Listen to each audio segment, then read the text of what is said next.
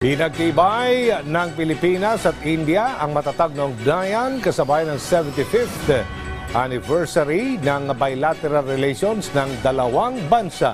Si Glazel Pardilla sa sentro ng balita. Palalakasin pa ng Pilipinas at India ang bilateral relations ng dalawang bansa sa gitna ng kinaharap na geopolitical condition. Sa courtesy call sa palasyo, nakipagpulong si Pangulong Ferdinand R. Marcos Jr.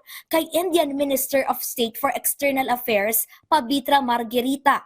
Dito ipinahayag ng dalawang leader ang pagpapaigting ng ugnayan ng dalawang bansa na ipinagdiwang ang ika-75 anibersaryo ng relasyong diplomatiko Nobyembre nakaraang taon.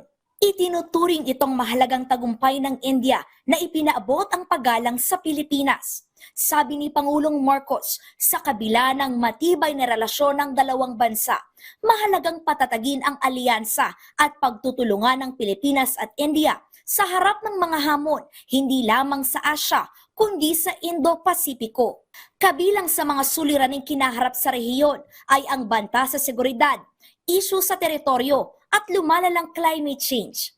November 16, 1949, nang itinatag ang diplomatic relations ng Pilipinas at India. Sa taong 2023, umabot sa higit 3 bilyong US dollars ang kabuang kalakalan ng dalawang bansa. Ang Pilipinas nagpapadala ng mineral, binhi at prutas sa India, habang nakakakuha naman ang ating bansa ng mga pharmaceutical product mula sa India na ika-15 pwesto sa mga nangungunang trading partner ng Pilipinas.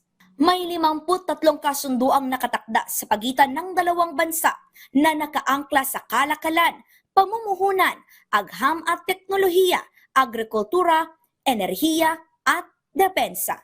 Glazel Pardilla para sa Pambansang TV sa Bagong Pilipinas.